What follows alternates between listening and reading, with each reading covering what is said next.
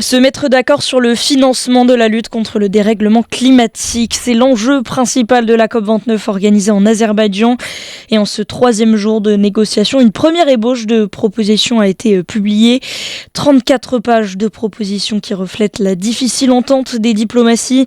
3 options pour l'avenir, une première sur un effort exclusivement venu des pays développés, une seconde sur une responsabilité partagée avec les pays émergents et enfin une dernière qui mixe ces deux approches. Alors face à l'urgence, le nerf de la guerre reste le même. Qui va payer ? On le sait, les pays qui émettent le moins d'émissions de gaz à effet de serre sont pourtant les plus affectés par ces effets. C'est la raison pour laquelle plusieurs représentants de pays africains plaident pour plus de justice climatique. Ils sont d'ailleurs venus en nombre représenter le continent pendant cet événement. Parmi eux, le président congolais qui parlera de la question de la protection des forêts tropicales ou encore le président kényan, hôte en septembre 2023 à Nairobi du premier sommet africain sur le climat. À Bakou, le reportage de Manon Caplin. Plus de 7 millions de personnes touchées par les inondations en Afrique de l'Ouest ces derniers mois.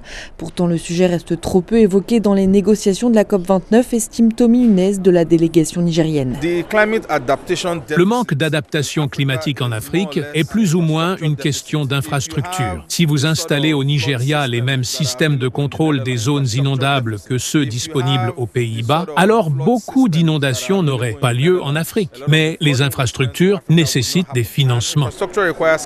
L'enjeu principal cette année, c'est justement de se mettre d'accord sur le montant d'un fonds de financement climatique à destination des pays en développement, afin notamment de compenser les pertes et dommages liés au changement climatique, explique Jean-Baptiste Avugimana, directeur de la communauté des pays est-africains. L'Est de l'Afrique connaît beaucoup de sécheresses qui détruisent tout, les cultures, le bétail, même les animaux sauvages. Avec ce fonds, peut-être que nous pourrons trouver des solutions comme, par exemple, creuser des puits d'eau. Afin de peser dans les négociations, les 54 pays africains entendent cette année parler d'une seule et même voix. À Bakou, Manon Chaplin pour Média.